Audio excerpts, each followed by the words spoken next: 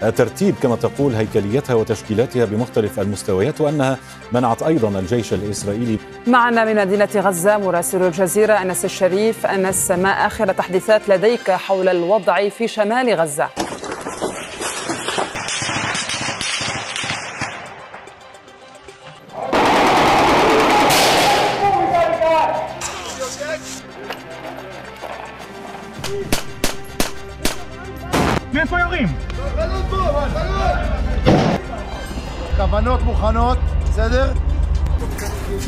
Netanyahu has dismissed Defense Minister Yoav Gallant for the second time, citing a crack in trust between. تأكيد سهام الجديد هو بيان للجيش قبل دقائق أعلن به عن مقتل جندي. الإصابة المباشرة إن كانت مباشرة بالفعل بالصاروخ أم بالشظايا التي أصابت إحدى السيارات في منطقة كريات يام.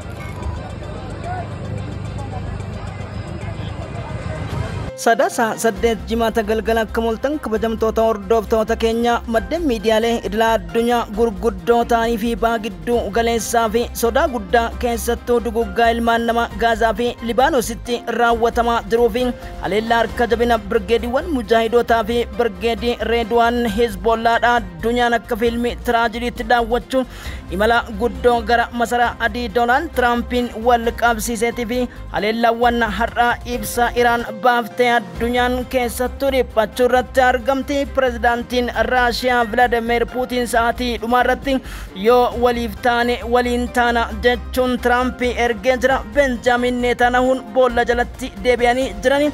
Oolmaan keessan alamana nagaa rabbiitiin haa guutamu. Akkasumas qophii keenya beeksisa addaatis qabna. Beeksisni keenya immoo dhaloota hunda kan fayyaduuf kan gammachiisu ta'uu shakkii takka hin qabnu. Qophii ija kaameraa, qophii saaxila bu'aa bahii jiruuf jireenyaati. Kun hundi kan keessatti isiniif dhiyaatan sagantaa balballoomii Chaaniws Teekinooloojiiti. Kanneen miidiyaa kanaaf haarawaa taatan sabskiraayib gochuun maatii keenyatti dabalama. Laayik gochuus akka hin daganne odeeffannoo waayitawaa saffisaan argadha. Komentii keessatti koopiraayitiin sa'aatii 24 akka nuun adabnee fi CTN jechuudhaan taap gochuun dagatinaa isiniin jedha. Hiriyoota jaalataniif qooda alamanni keessan keeriiwwan gaggaarii rabbiitiin haa guutamu isiniin jechuu barbaada. Gulaalli viidiyoowwan kanaan gara maadhee ijoo odeessaa irratti darba. أهلا بكم من جديد. قالت وزارة الصحة اللبنانية إن 3 شهداء سقطوا في غارة إسرائيلية استهدفت مركبة في صيدا. هيئة الأركان العامة بالجيش عقب إقالته من قبل بنيامين نتنياهو، وأشاد جالانت خلال الجلسة بهيئة الأركان وقال إنها تحمل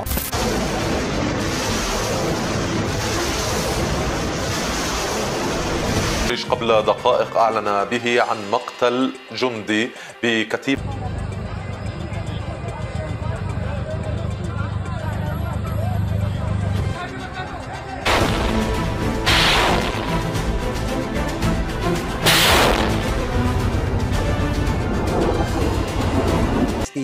والمسيرات بسبب المسار، بسبب التراجكتوري كما يقال، بسبب القدرة على المناورة، ولكن المسيرات تدب الرعب.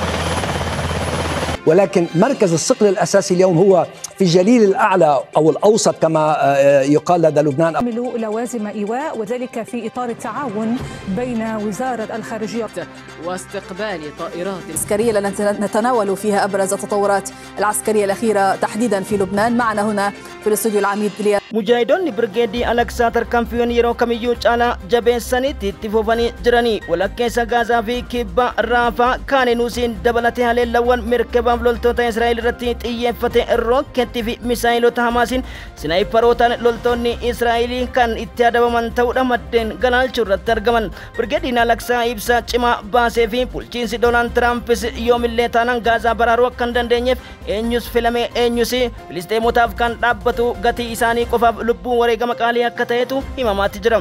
Kana wal qabsiisee tarkaanfiiwwan gurguddoon keessattuu Israa'el fudhattee lammiilee siviilii fixaa jirtu addunyaa yeroo yaaddeessaa jirutti tarkaanfiiwwan gurguddaan keessattuu baha giddu galeessaa keessatti raawwatamaa jiran ilma namaa yaaddeessuu qaba jechuudhaan dhaabbileen mootummoota gamtoomanii dabalateetiin haleellaan kan irratti qiyaafate loltoonni dhaabbata mootummoota gamtoomaniif waajjiraaf konkolaattonni isaanii yeroo barbaadaa jiranitti ibsi Netanyahuun taareen walakkeessa Ayatullah Al-Khameneiif kaabinee isaanii irraa dhagahan gurra isaanii ciu godhe jedha Aljaziiraan.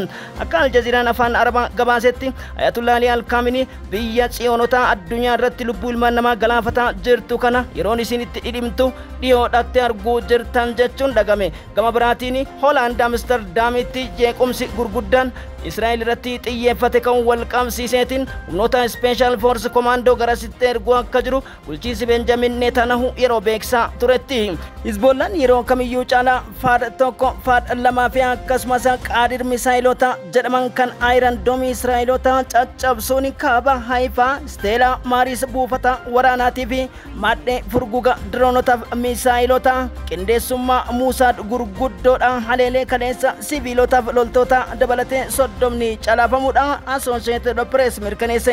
Ganama kana Masaariyaa irratti haleellaan loltoota Israa'el akka baanatti arguve fudhatamuudha Brigadiin Redwan Force beeksise. Walakkeessa Libaanoositti haleellawwan walii gala hanga dirree xiyyaara walakkaatti seentee kan fudhatte Israa'el lubbuu siviilota 61 Beeruutitti balleessuudha maddeen galaalchaa jiran. Islamic Resistance Force kan Iraaqii akkasumas Hizbollaan Sooriyaatii fi maadheewwan gurguddoon Islamic Resistance of Lebanus jedhamu haleellaa gurguddaa Kifar Kilaa fi Kifar Shuubaa Meetulaa irratti fudhateen loltoonni Israa'el walii galatti 14 ta'uun dhagahame jira.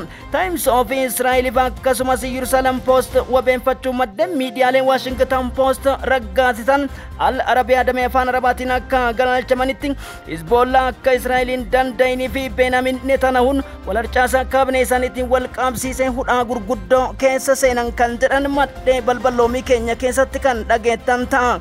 Gama biraatiin filannoo pirezidaantummaa 47ffaa Ameerikaa Donald Trumpiin wal qabsiiseetiin dippiloomaasii biyyootaa fi waraana addunyaa sadaffaa kan seenanii dhaabsisan Zeleniskiin ammoo gadda guddaa dhaga'uuf pirezidaantiin Raashiyaa Vladimir Romish Putin turaniitiin baga gammadde ergaa jedhuu fi waliif taanu waliin taana dubbitti fakkaattuu fi keessattuu imaammanni Donald Trump neeto diiguu fi warroota akka Taayiwaan Ameerikaa abdataniitiin fanxansiyaan guutamaa turaniif Kooriyaa Kibbaaf Jaappaan dhidhima gurguddoo keessa seenuu fi balaaleffannaan gurguddaan biyyoota Awurooppaa yoo dhiqaate 50 tahan Donald Trump gamanumaanuu qeequu eegalan kan jedhanii fi misaa'ilootaa fi kallattiiwwan 74 Israa'eliin akka fiilmii tiraajidii addunyaan daawwattutti haleelaa jechuun Ayatullah Al-Khamenei hunda kan qabannee dhiyaannudha.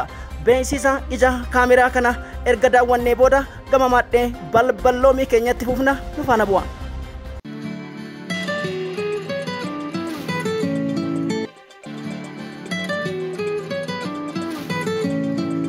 Hello.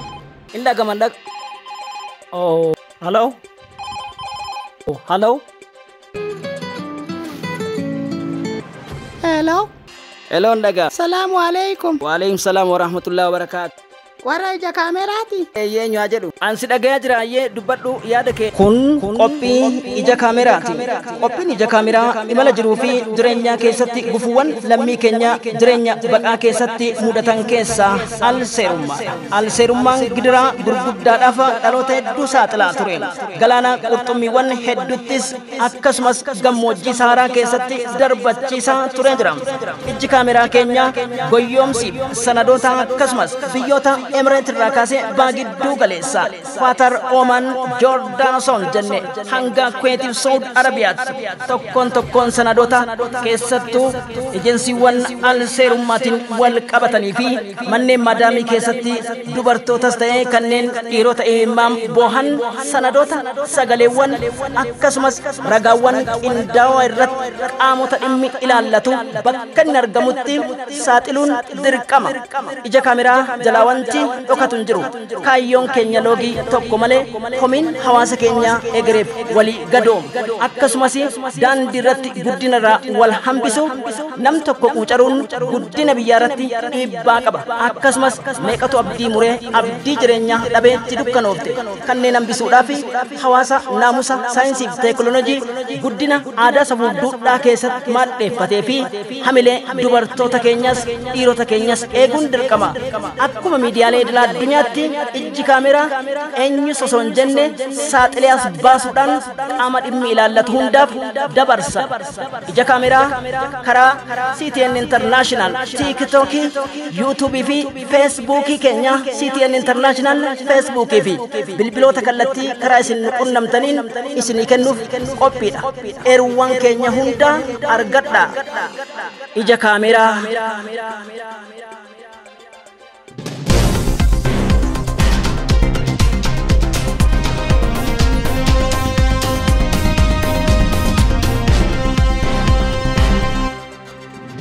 معلومات بما جرى في هذه المنطقة. كان مركبة أو أكثر من مركبة في تلك المنطقة نتيجة لسقوط هذا الصاروخ، لكن لا خسائر في الأرواح بحسب ما يقول الإسعاف الإسرائيلي وبحسب هيئة الأركان العامة بالجيش عقب إقالته من قبل بنيامين نتنياهو. وأشاد جالانت خلال الجلسة بهيئة الأركان وقالت التحليل العسكري التي نتناول فيها أبرز التطورات العسكرية الأخيرة تحديدا في لبنان. معنا هنا في الاستوديو العميد إلياس حنا الخبير العسكري والاستراتيجي. أهلا بك عميد إلياس. يعني أنه القدرة على إغراق الأوفرويلمينج كما يقال لهذه المنظومة. اثنين، ليس بالضرورة أن كل شيء مقذوف وباليستي، والمسيرات بسبب المسار بسبب التراجكتوري بناء على الاحتمالات التي وضعتها القيادة في عملية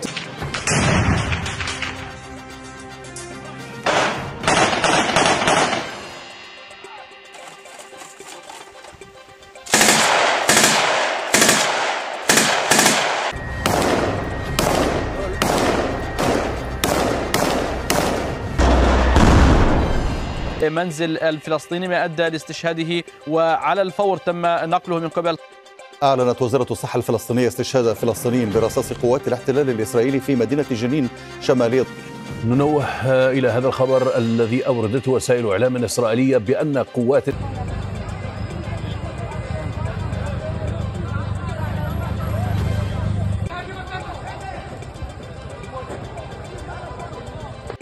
بأوروبا راكاسيان قاد دنيا قدوت بلاني فنا قدان إسرائيل رتيروت إيه فتا جروت أمريكان كدا فيه مجو أكسمس أماتي لميليتي بكا كنا كان دراني في كيساتو دادن نوان بركم لما في كدا سدت دونان ترامبي والكام سيسي باقي دو غاليسا كيسات أمس نغين يمان سيسان هنگ إسرائيل جيتو أكان رفن يروهما جرانيتي وراني باقي دو غاليسا غازارا هنگا لبانوس أكسمسي هليلوان درونوتا تو أنون ألبهن هم نوتا إزبولا سوريا في إراقين هرّا بوفتا ببكامو تانيف غالو غالانا رتي تيفتون يرو جلقبات جدامي جرام بوفتا إسرائيلي كان هليلوان إدو هم هليلا في قولنا كسمس فرغوغا درونوتا إسرائيلي دردب سيسو مكان جدون هم غالو غالانا ستيلا ماريس جدامو هليلون إساني والدبسا في مسايلون نسام فيدما جران إسرائيلي فو حارا وتهودا CNN دبلاتيتين العربيان دمي أفان عرباسي غبا سيجرام تندلتون ميديا ليدلا الدنيا كا جرانيتين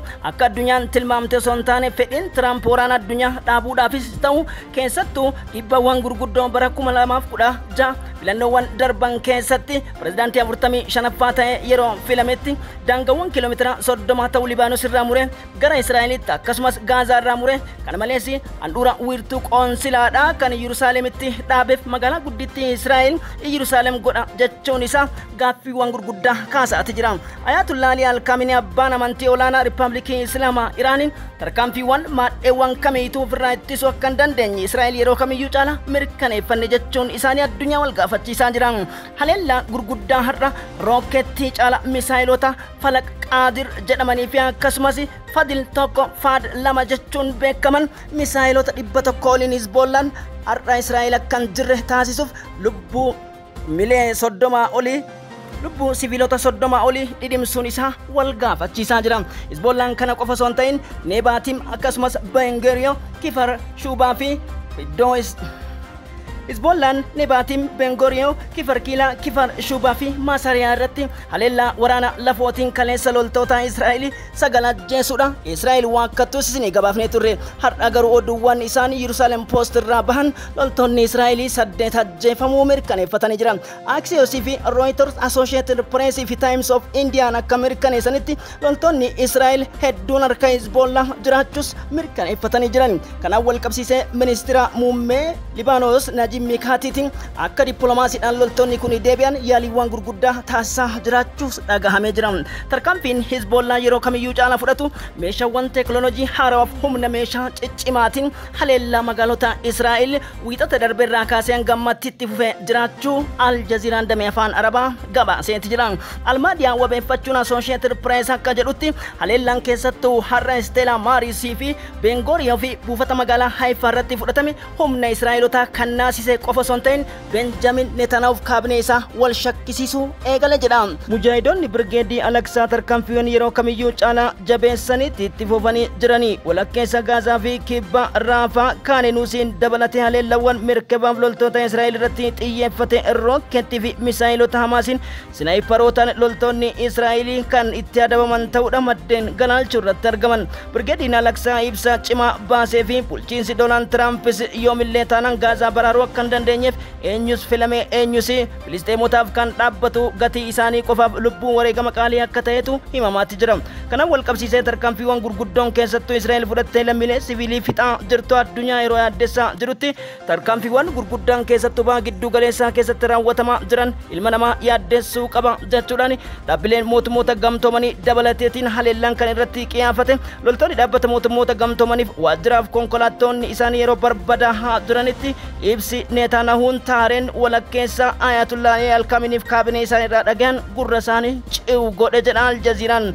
Akka Al Jazeeraan afaan Arabaa gabaasetti Ayatollah Al-Khamenei biyya tsiyoonota addunyaa irratti lubbuu ilmaan namaa galaafataa jirtu kana yeroon isin itti dhidhimtu dhiyoodhaatti arguu jirtan jechuun dhagame. Gama biraatiin Hoolaand Amsterdamitti jeequmsi gurguddaan Israa'el irratti xiyyeeffate kan wal qabsiiseetiin humnoota Special Force Commando garasitti erguu akka jiru bulchiinsi Benjamin Netanyahu yeroo beeksaa turetti. اختتمت في العاصمة القطرية الدوحة مباحثات إبرام صفقة جديدة لوقف دبابة إسرائيلية من نوع ميركافا بعبوة شواظ.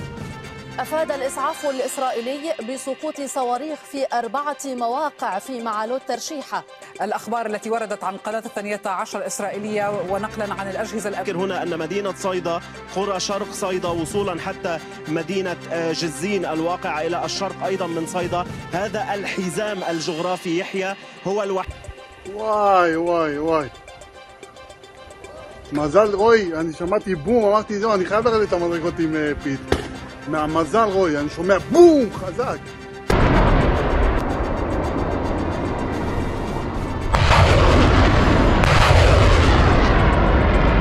وفي تصريح له قال عباس عراقجي وزير الخارجية الإيرانية بأن لإيران حق الرد في اعتداء تل أبيب على أراضيها فجر السبت الماضي وأن هذا الرد سيكون حاسم كما ستستخدم إيران جميع الأدوات المتاحة لتحقيق رد قوي وفعال مضيفا أن نوع ردنا سيتحدد نموخ dinner with President-elect Trump just a few weeks ago. I look forward to working with him in the years to come. May I also welcome the leader. صيدا بالتحديد منذ دقائق آلية تابعة للدفاع المدني اللبناني عمدت إلى مسلحة عراقية مشاهد لإطلاق طائرة مسيرة باتجاه هدف إسرائيلي عسكري. تلا علي الكامني كالتي وانترباتمي أفوريني سيونوني بيتين دبسيستون إلما نماتي فرطات كالتي ترباتمي أفورينا كهالي لم تواجج دبرسوني بنتاغون دبلاتين يادون غرغدا كيسا ترغمان جدا أكسيوس مدن تايمز اوف انديا في هندوستان تارك أبتني غدي بيانين ولكنسا تلابي بيتي كالتي وان غرغدو تانين علي لم بلاستيكي ترباتمي آفور مانتيوان غرغدو كيسا في ألان إرتك كراواتو أجاجا دبرسوني ساني غرجبنا إيراني أغارسيسا جاتشوني ديمتري بيسكوفا مو دبيمان راشيانوتا dubbiin Israa'eel fi Iraan gidduutti ka'uu deemtu addunyaa keenya wal qabattee galaafachuu deemti. Dippiloomaasiidhaan dhaabbanni mootummoota gamtoomanii furuu qaba. Kanaaf ammoo rakkoon haleellaa gurguddaa Libaanoosiif Gaazaa irratti raawwachaa jirtu Israa'eel dhidhimaaf isii kan saaxile ta'uudhaa ibsu yeroo argamanitti.